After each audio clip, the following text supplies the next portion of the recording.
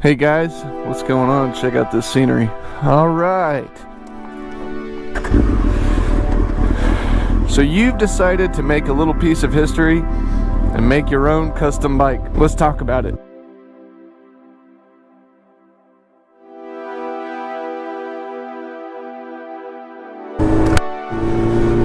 All right, I am out on the beautiful Cafe Racer Hayabusa.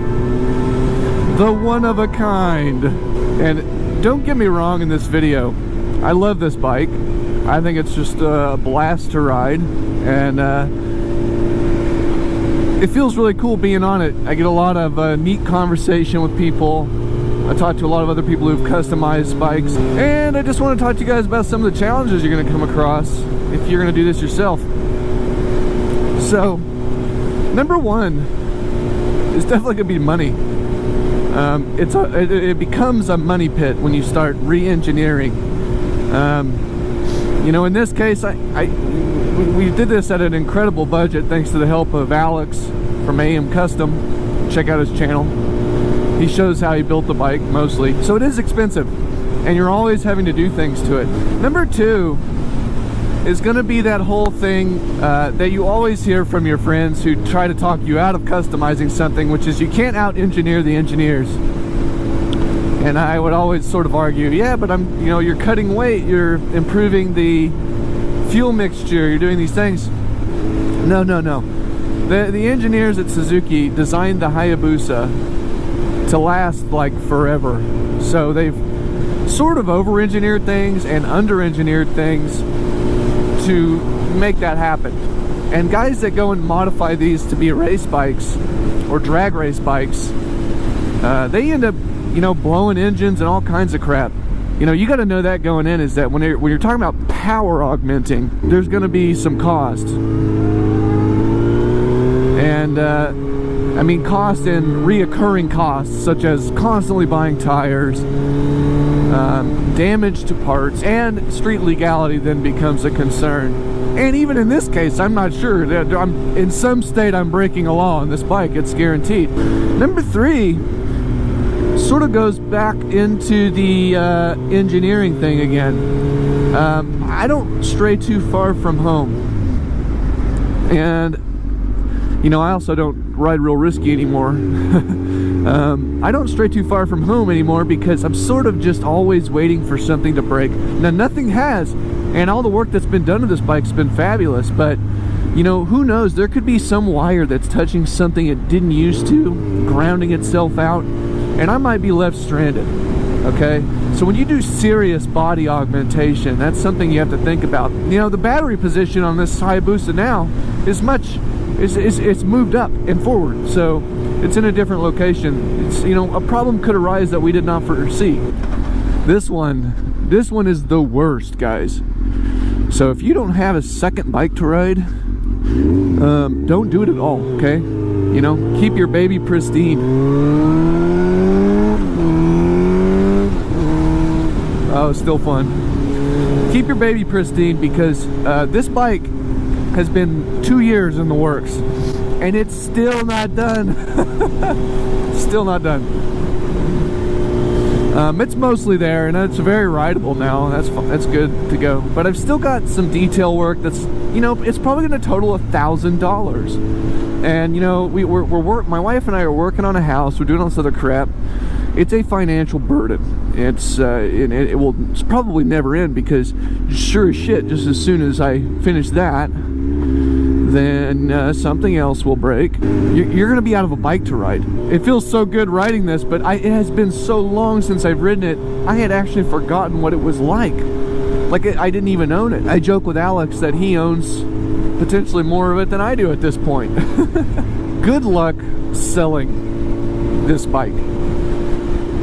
People really are mostly phobic of customized things. If you don't believe me, where do you see all the lifted pickup trucks for sale? Not at the nice dealers, not at the well-known dealers. You always see them on those shady, gross street, skeevy car lots. That's because they can't get rid of the things. There's problems and stuff. So you'd have to find someone who really was just a had money and really liked the work that you did, knowing that, of course, it's one of a kind. If you really want to be a unique or an individual, person, this is a great way to do it, because everywhere I go, I've got a great conversation piece. But basically, it's priceless and worthless. You may not be the mechanical expert that you think you are. My whole thought was that I'm pretty good at kitting things together, What I didn't take into account was the amount of mechanical work and welding, part fabrication of fiberglass and carbon fiber. I can't do any of that, so you better have a whole book of people in your directory that can do all that work for you. And even if you're really good at welding, and you can, I think Alex will probably verify this in the text below, but all the beautiful work he did, understandably he didn't really want to get into the electronics work. I don't blame him, because it's a whole different world. So we found, thanks Sparks Garage, by the way, I'll always throw a shout out, but I found someone who's an automotive electrician, and he's basically a private contractor. So it's not like I could just go to, probably the best bet I would have had otherwise is maybe a stereo shop. I don't know. You're going to run into issues that you can't seem to, like for example, the seat. It's ridiculous to think that you could sew as well as you could, say, fix an engine. So you're going to have people lined up in advance.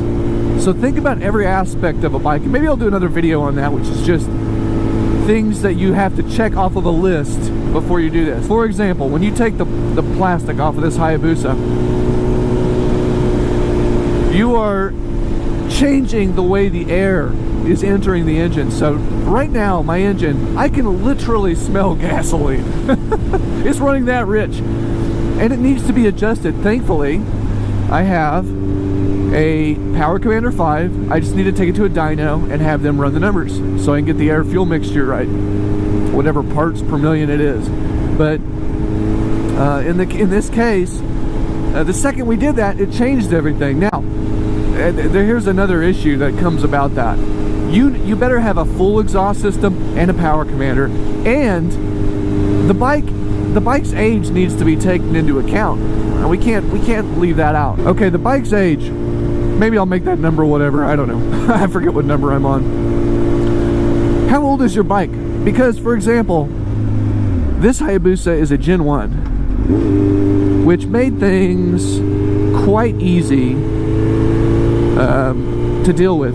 Now, quite easy, but still really hard. Like, I've shown the wiring diagram before, I'll show it again right here. It's a friggin' nightmare.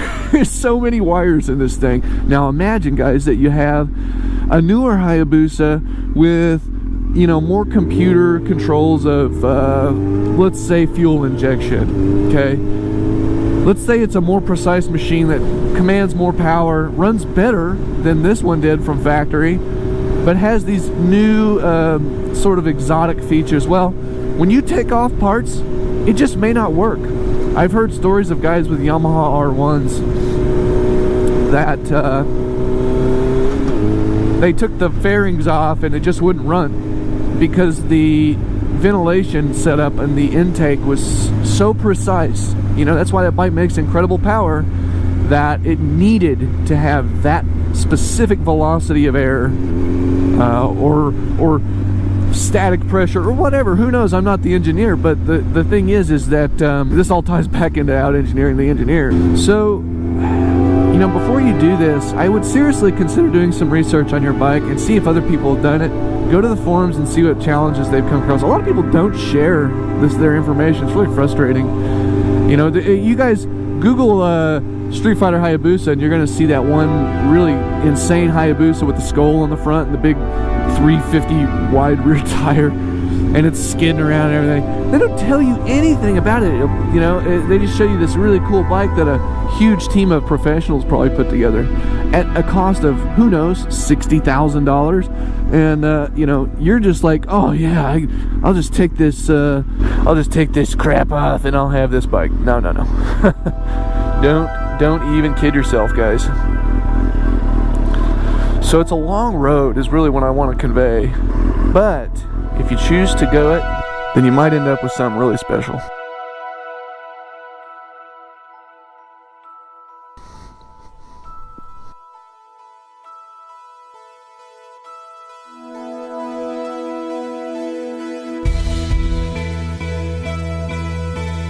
Well guys, this is Drangus. I'm signing out.